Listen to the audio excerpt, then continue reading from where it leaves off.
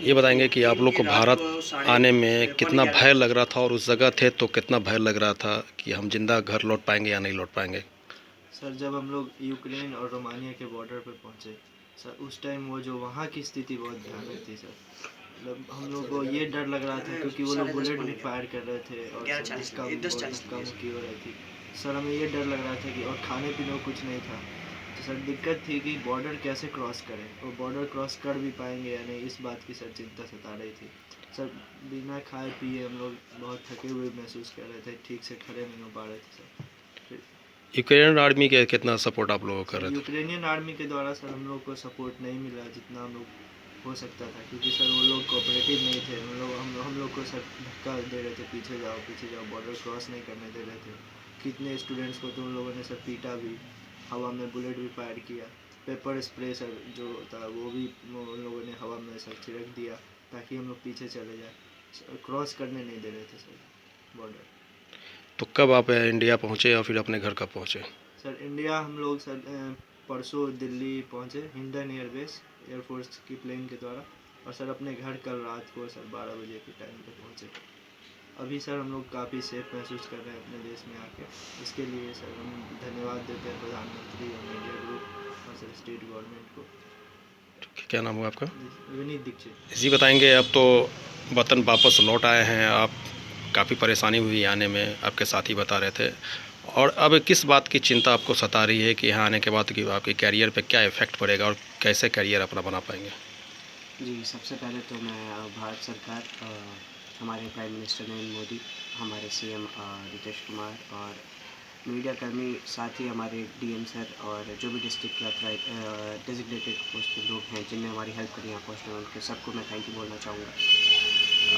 यहाँ आने के बाद क्या पहले से ही हमारे मन में ये चीज़ें सवाल आ रही थी कि अब हमारे करियर का क्या होगा। हम लोगों ने ऑलरेडी यहाँ पे बहुत ज़्यादा टाइम स्पेंड करा था नीट को लेकर के। कुछ वजह से नहीं हो पाया हमारा, जिन भी वजह से नहीं हो पाया, हम उसके बाद वहाँ इंडिया के बाहर अब्रॉड हम लोगों ने पढ़ने का वो ऑप्शन चूज़ करा। वहाँ से जैसे हम लोग यहाँ आए हैं, करियर के बारे हम सारे के सारे अभी नम है कि पता नहीं अब हमारे करियर का आगे क्या होगा। हम लोगों ने वहाँ से अपने मेंटली, सोशली, फिज़िकली, इकोनॉमिकली हर तरीके से अपने आप को वहाँ इन्वेस्ट कर दिया है। हम लोगों ने एक नया पाथ स्टार्ट कर दिया था।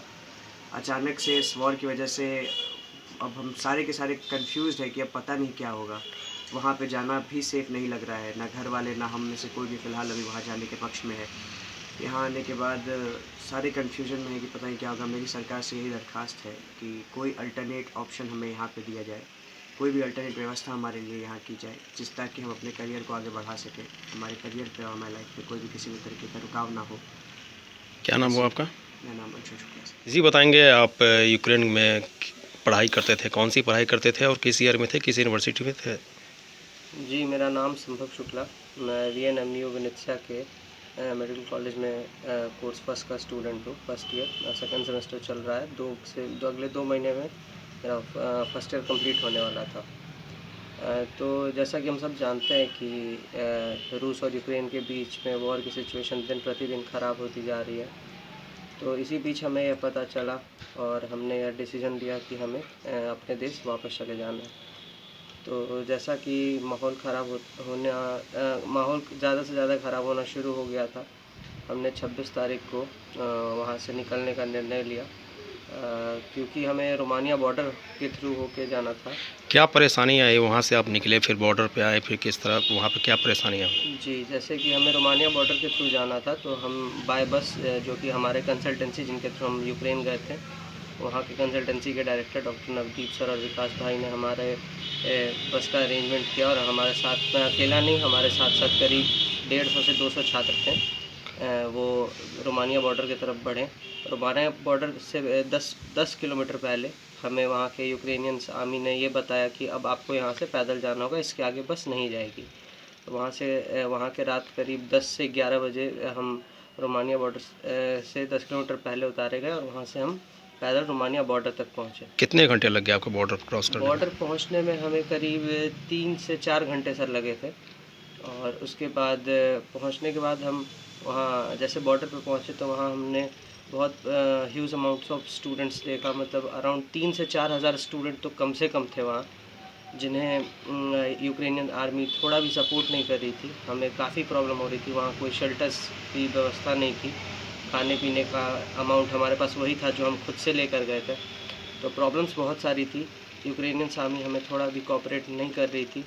बहुत से स्टूडेंट्स हमारे ऐसे थे जो क्यू में खड़े थे, आगे क्यू खड़े होने के बाद वो गर्ल्स को प्रायोरिटी दे रहे थे। ऐसा उन्होंने बताया कि वो गर्ल्स को प्रायोरिटी दे रहे हैं। जैसे हमारी लड़की आगे गई तो वो जैसे आगे जाती थी, उन्हें ले जाया जाता था, साइड में रूम के पास खड़ा कर दिया जाता था। बॉर्डर के पास एक रूम सा था, वहाँ पे खड़ा कर दिया जाता था और वापस 1-1.5 घंटे में सबको पीछे फेंक दिया जाता था। जब हमने इस बात से पूछा तो और अंदर जाने की कोशिश की तो हमें मारा गया, पीटा गया।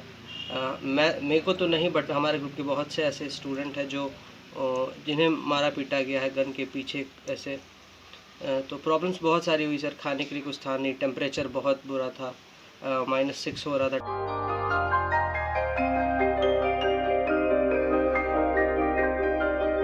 इस कोविड पेंडेमिक में सब ये शहर छोड़कर अपने शहर, अपने घर चले गए। हम लोगों का अपना शहर तो है, लेकिन वहाँ अपना घर नहीं। अगर सिचुएशन और ख़राब होता चला गया तो हम जाएंगे कहाँ? अरे ये प्रॉब्लम तो हर शहर में है, लेकिन हाँ, अपने शहर में भी अपना घर तो होना ही चाहिए। होना चाहिए तो कहाँ है अपना घर? ये है ना, ई होम्स पैनोरमा, पूर्णिया में, अपने शहर में अपना घर। पूर्णिया में पैनोरमा ग्रुप लेकर आए हैं ई होम्स पैनोरमा। बड़ा घर, आलीशान जिंदगी और अत्याधुनिक सुविधाओं के संग। E homes panorama, luxurious lifestyle redefined.